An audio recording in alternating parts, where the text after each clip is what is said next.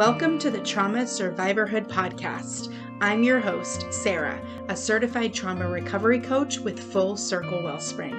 You are listening to Between the Seasons. This is a bonus content series while we gear up to season 2 when our regular format will return. Each bonus episode is a very special interview. We've got authors, creators, founders, community advocates, trauma survivors, and all brand new friends of mine. Please enjoy. So welcome back to Trauma Survivorhood Podcast. I have with us today Constance Scharff. She is also known by her Hebrew name, Ahuva. She has a PhD in transformative studies, specializing in radically transformative personal experience. Her life's work is to help people heal from addiction and trauma, as she has done, so that each of us can live lives of meaning and purpose. Dr. Scharff is an award-winning, best-selling author. Her most recent is Rock to Recovery, Music as a Catalyst for Human Transformations, just published last year in 2021. She also wrote the Amazon #1 best-selling Ending Addiction for Good and an award-winning poetry book. In her role as an addiction researcher, Dr. Scharff brings the latest in evidence-based addiction treatment information to those who suffer worldwide from addiction. Her goal is to eliminate the stigma that is too often associated with addiction and other mental health disorders. She's won a humanitarian award for her advocacy work on behalf of those with mental health and substance abuse. Tell us a little bit about your story. How did you get here? What led you to doing this incredible work? So I was in graduate school studying transformative studies. And if you say, I don't know what that is, you're not alone. I believe, the first person in the world to get a PhD in the field. Yeah. And so it's the study of change. How does change occur? Yeah. I also am sober, but I was seeing individuals come back from Iraq and Afghanistan. And they were not only not staying sober, but I knew people who killed themselves. Yeah.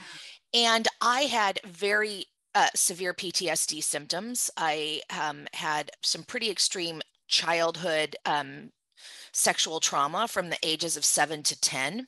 Wow. And I was sober, but really always mildly suicidal. I wasn't really to the point where I was going to do it, but I always felt like that hopelessness that comes with suicidal ideation. And when a young veteran, 23 years old, all he ever wanted to be was a Marine, had to be medically discharged because of the wounds he received in combat, physical wounds he received in combat, killed himself, wife, infant, child. I thought, I didn't get sober for this.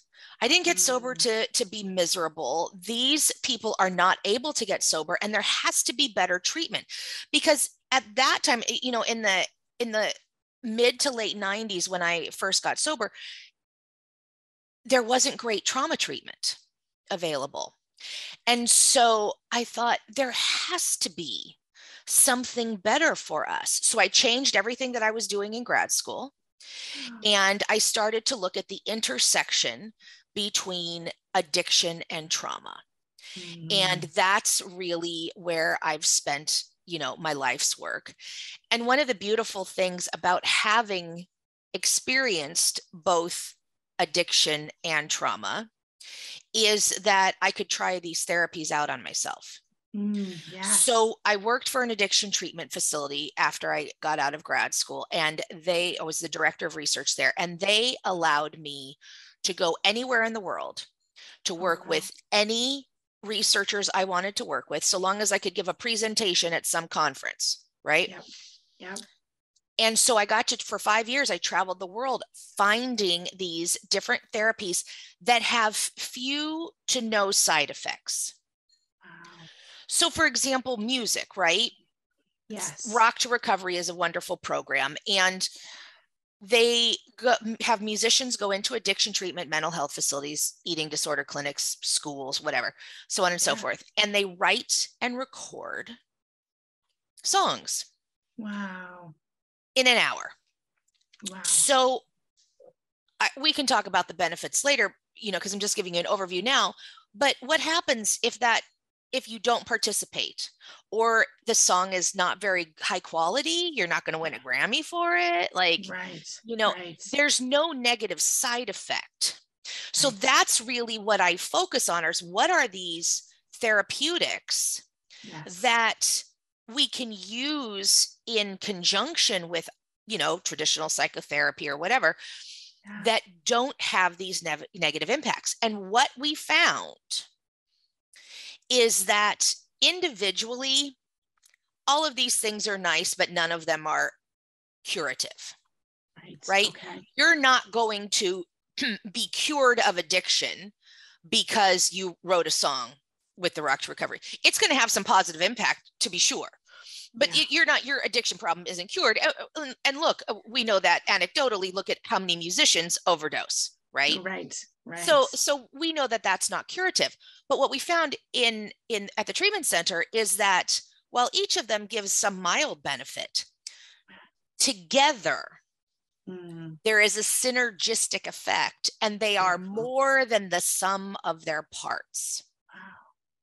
And so that was what we wrote about in Ending Addiction for Good, was to outline this treatment protocol that was used at this facility at that time, and why it worked. And we actually put it out into the world because we didn't want it to be exclusive to that treatment facility. Right. Okay. We didn't want that to be proprietary. We wanted to let people know that these are therapeutics that you can use, not only to improve your addiction, issue, because I was working for a rehab, but also how it impacts trauma. Wow.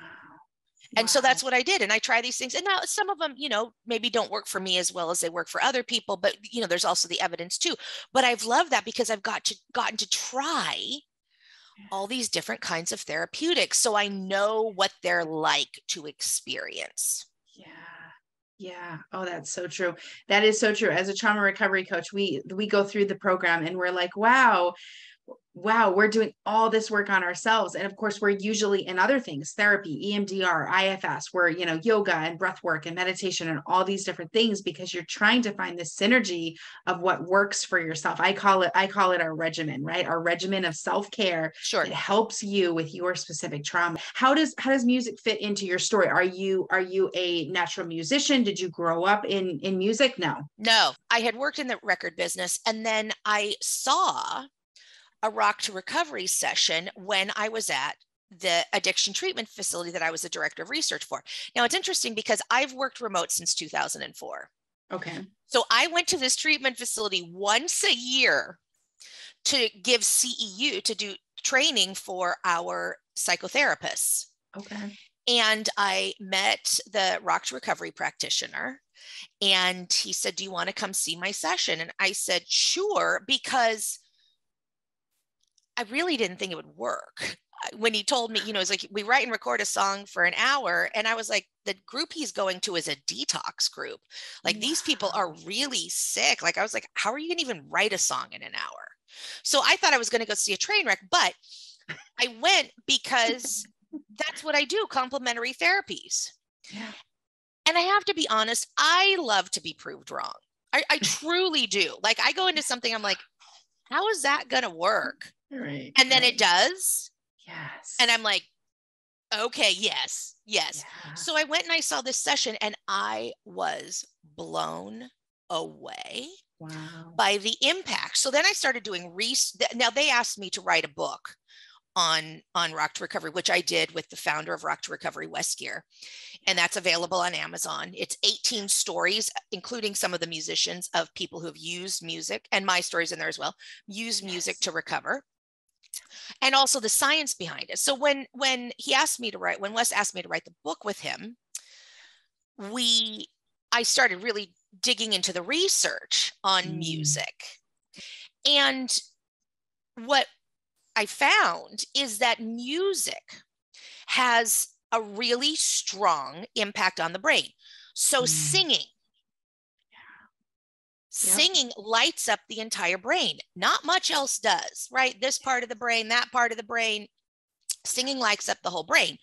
And singing dumps serotonin, oxytocin, and dopamine into the brain. Now, if you've had a bad day and you're sitting in traffic, right?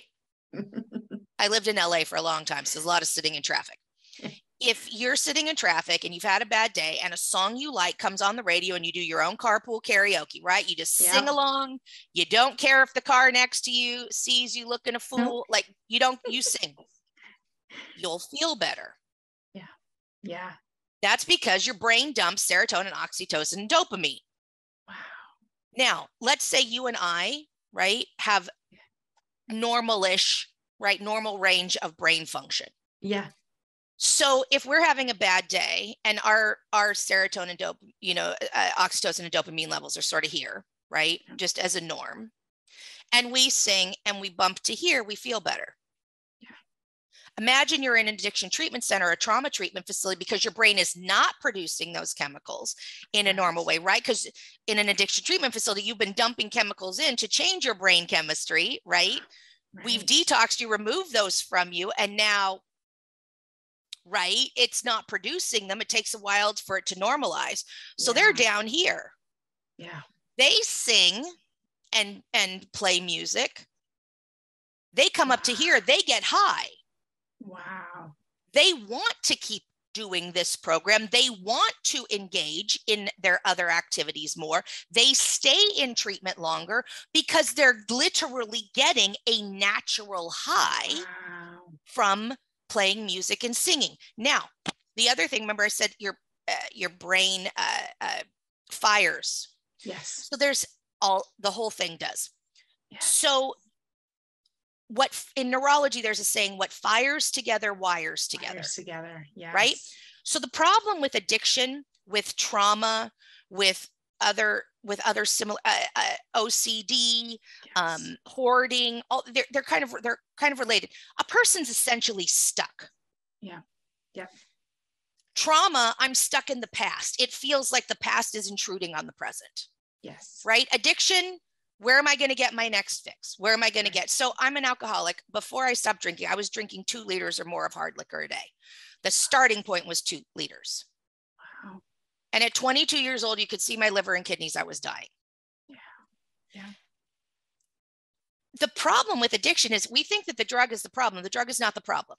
When we detox you and we separate you from your substance of abuse, or if it's a behavior, same.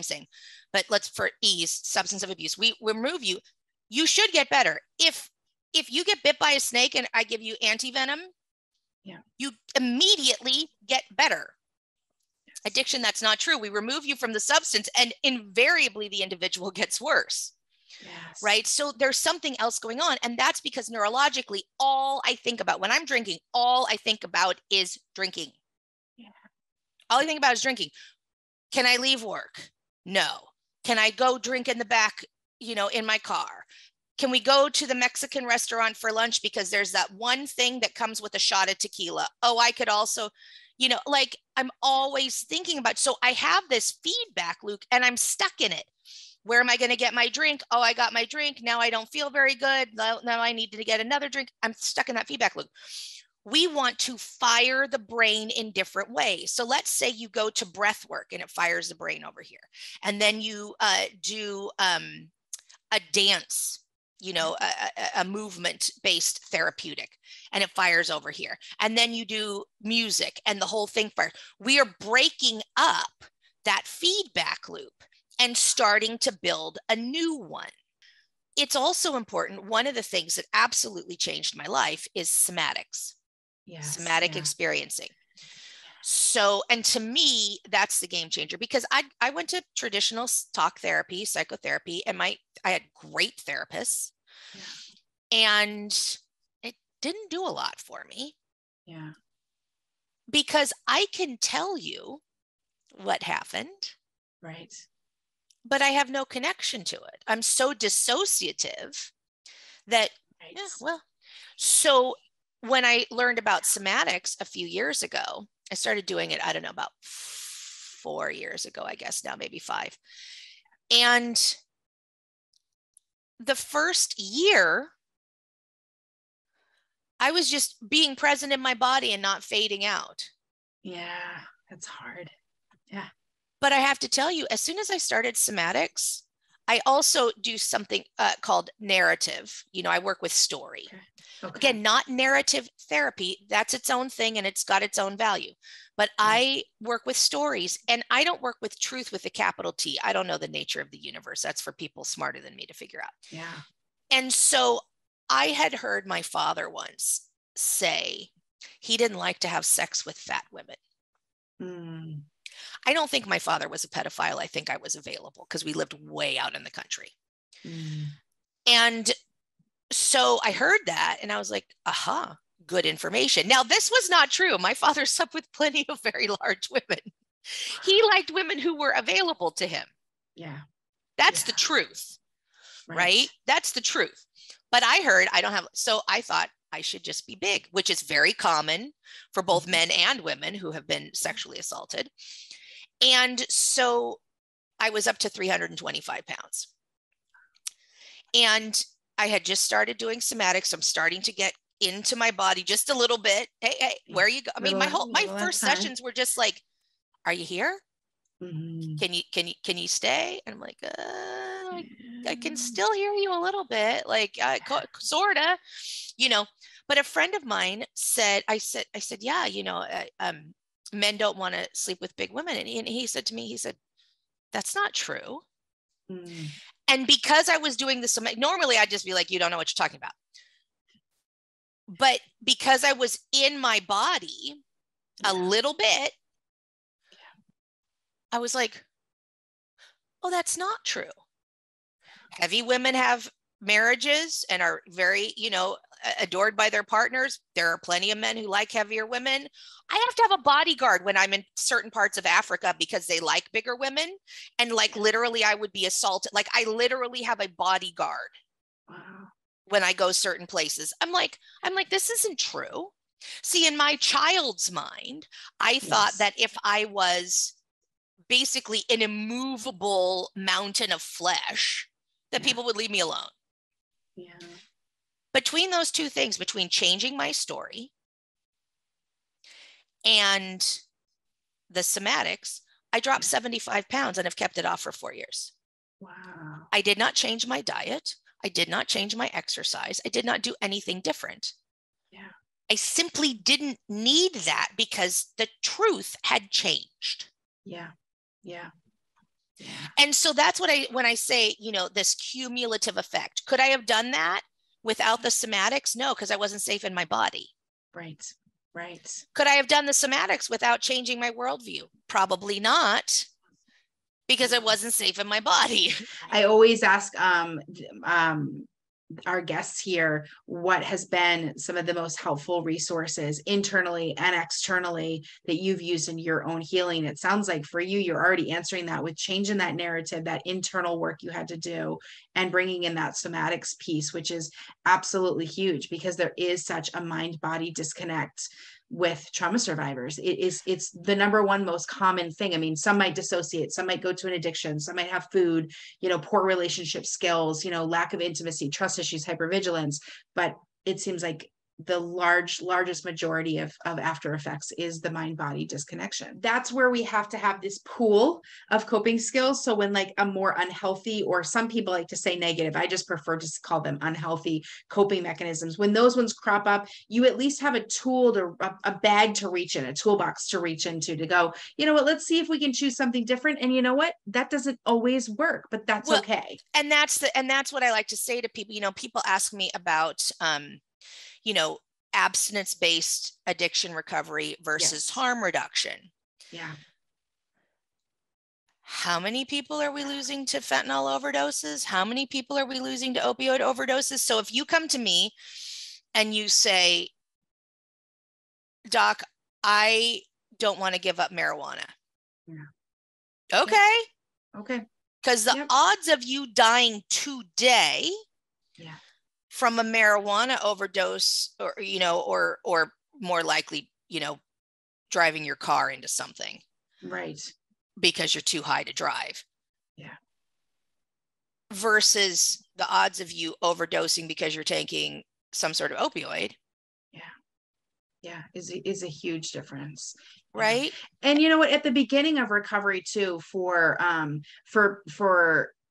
people that are really struggling, they have a really regular coping skill, right? Say it's food, or say it's just trust issues. I just don't want to trust anyone else. I'm not ready to put my walls down. That has to be okay until you can get to a place where you feel safe. I am so in favor of harm reduction because I want the opportunity for you to have a choice.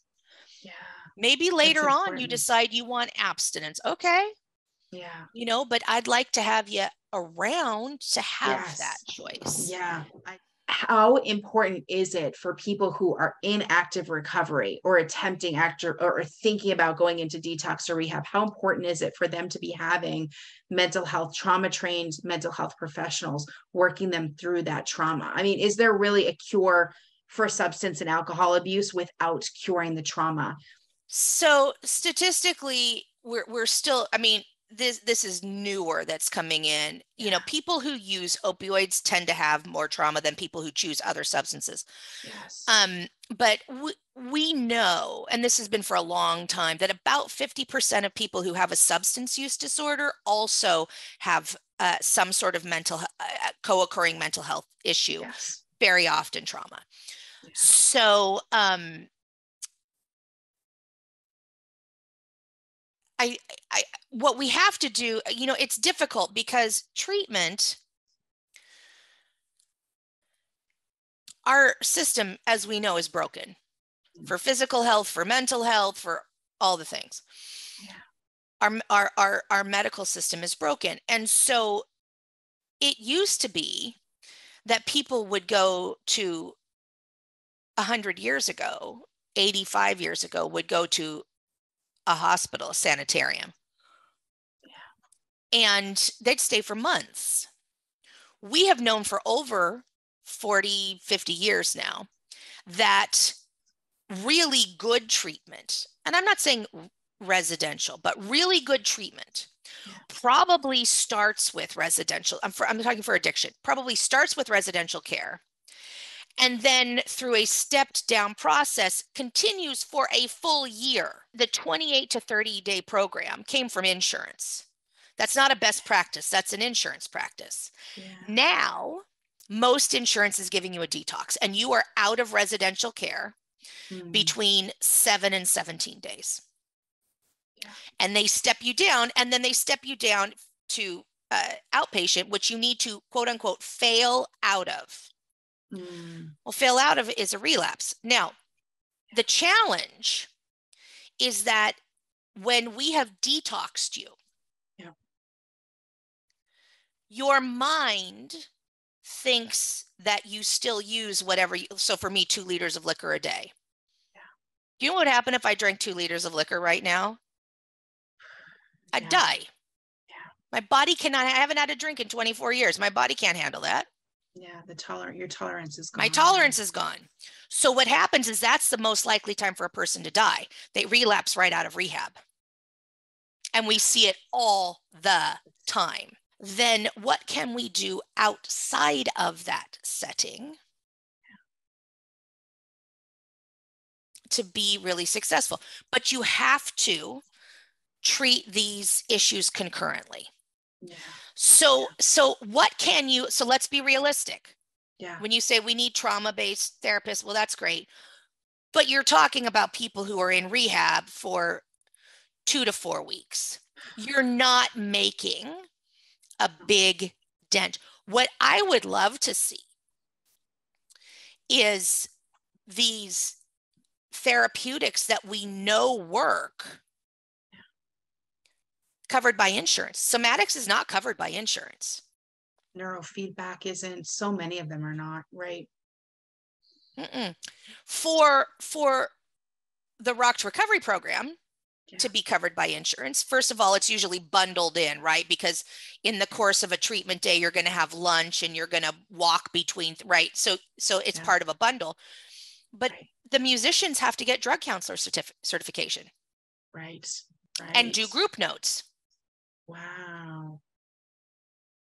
which in my opinion is a sorry waste of time, because it doesn't make, it's the therapeutic works or it doesn't work. Right. Right. Right. And so, does that step hinder the musicians from kind of moving forward in that regard? Is it difficult for them? Yeah. Okay. Well, sure, because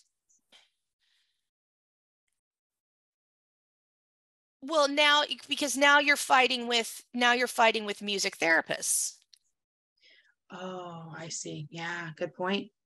Good point. Plus, there was an article that came out in Psychology Today, or I think it was Psychology Today, came out with an article about, you can't find a therapist right now. So, is there value in coaches? And it was a whole article, just an unbiased article about, the coaching being relational. And I love what you said, because I mean, unless your PTSD is like from a specific incident of, an unknown rapist, or a car accident, or horrific car accident, or, a tragedy, a random violence. If you have CPTSD, it has something to do with relationships in your life. Someone was harming you on a regular basis. Someone was neglecting you, emotionally abusing you, psychologically manipulating you, etc.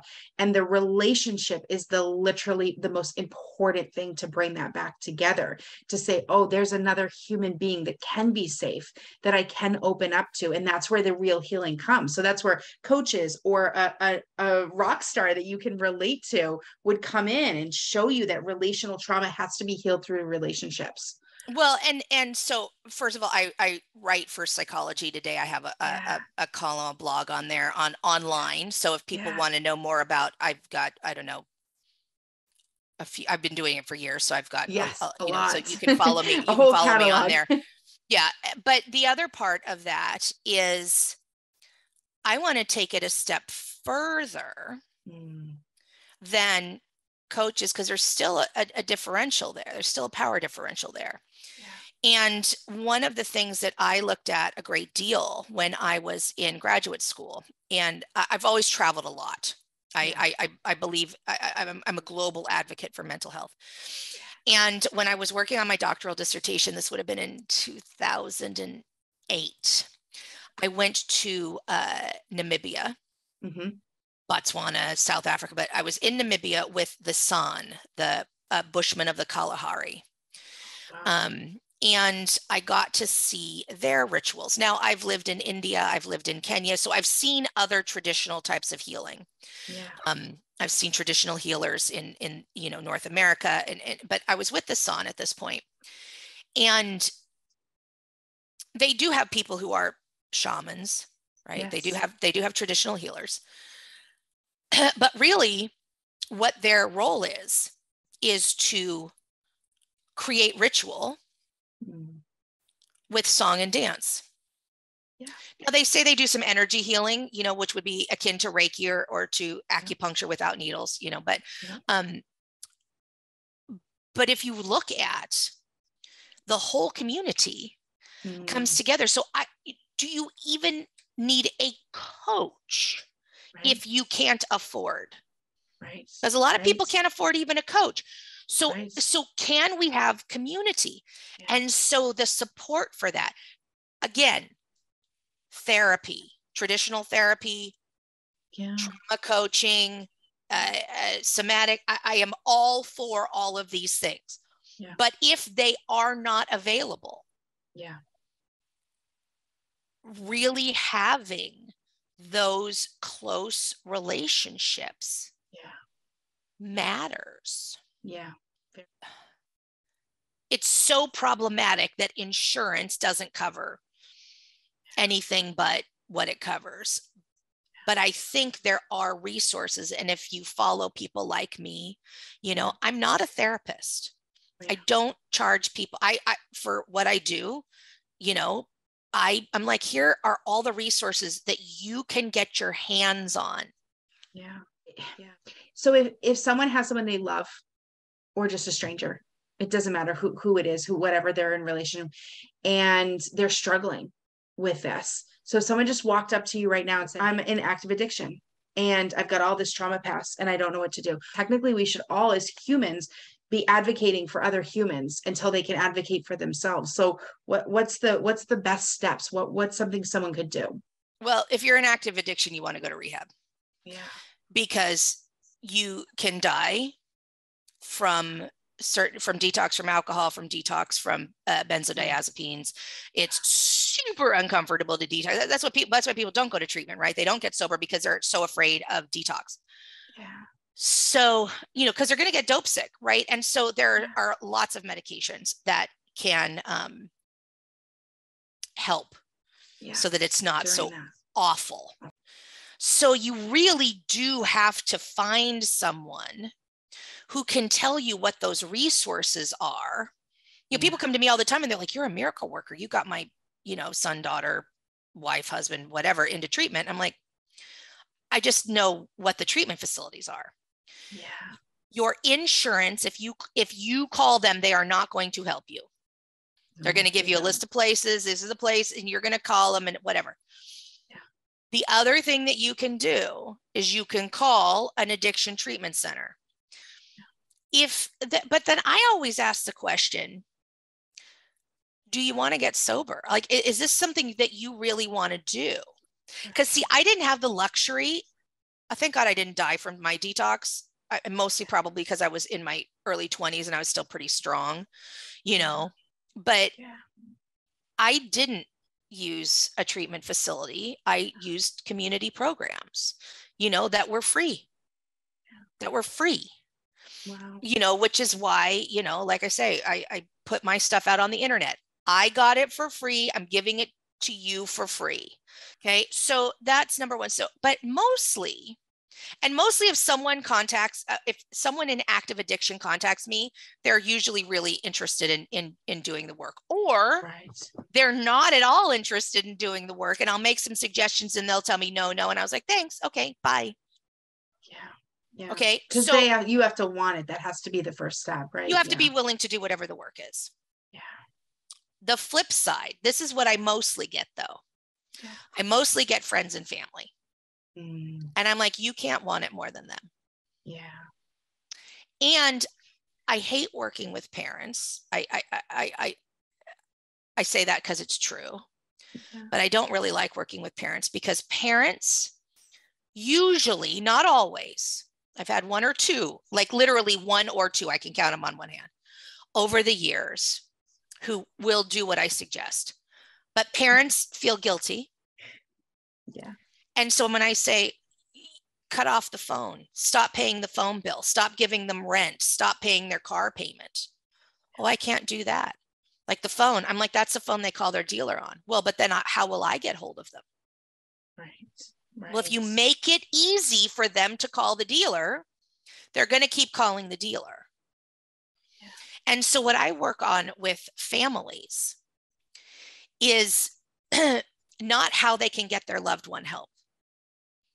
You want your loved one to have help, give them my website or go online, give them access to the tools, have them make the call. Yeah. They can call someone like me, they can call a 12-step program, they can call the rehab, they can call the places. Yeah. For you, the family member, the friend, the loved one, the coworker, the employer, understand that it's not about you. Yeah. See, the problem with addiction is, and trauma as well, is it makes us act badly and other people get in our way and we hurt them. If we can learn, it's not about me, right? If you get in the way of my drinking, I am going to hurt you. Whether it means I need to shove you over or steal from you or whatever, I'm going to do that. So my work as family is to learn how to set boundaries and to make my own choices. But this comes from Dr. Phil. He said, you will love your children to death. Actually, I don't think he's the one who coined the phrase, but he talks about it all the time. You love your children to death. You're parenting out of guilt. You can't undo whatever. Don't give them the resources. Have boundaries. And the hard part is your loved one may die. That's true. Yeah. Yeah. But they're not going to get better if you make it easy for them to keep using. Wow. And a hard truth, it's a hard truth, but it is a truth, and that's really beautiful. I don't know. Will, I think, is difficult because it makes it can sometimes, that word can sometimes make people think that they have a choice in the matter, and they don't have a choice in their using. Right.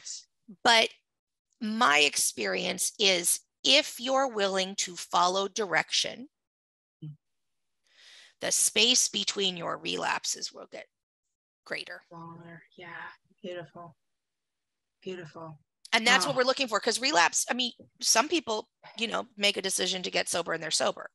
Yeah. My experience was it took me about 2.5 years, most of that time sober, certainly not drinking 2 liters of alcohol a day, right, but most of that time sober, to actually get this current sobriety date. So relapse is part of it, but we want to increase, and we want to make recovery natural. People are like, how are you sober so long? I was like, because drinking is not part of my life now.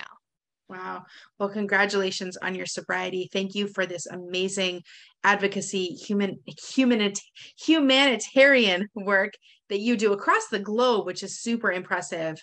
But I absolutely have loved chatting with you. Thank you so much for being on the podcast today. I'm going to link all of your socials and your website and all that is all going to be in the show notes for everyone listening, especially to use you as a resource. Please. Yeah. Absolutely. Thank you so much. So your book is out, Rock to Recovery, Music as a Catalyst for Human Transformation. That's already out. It's available everywhere. Amazon, there's an audio, correct, of it? Yeah, the audio book is available only on Amazon, but yeah, it's audio, Kindle and paperback on Amazon. Awesome. Amazing. Thank you so much for being here and joining us today. Have a great rest of your day. Take care. Bye-bye. Thank you for listening to Trauma Survivorhood Between the Seasons bonus content. For more info and show notes, check out the episode guide below. Until next time, be well, survivors.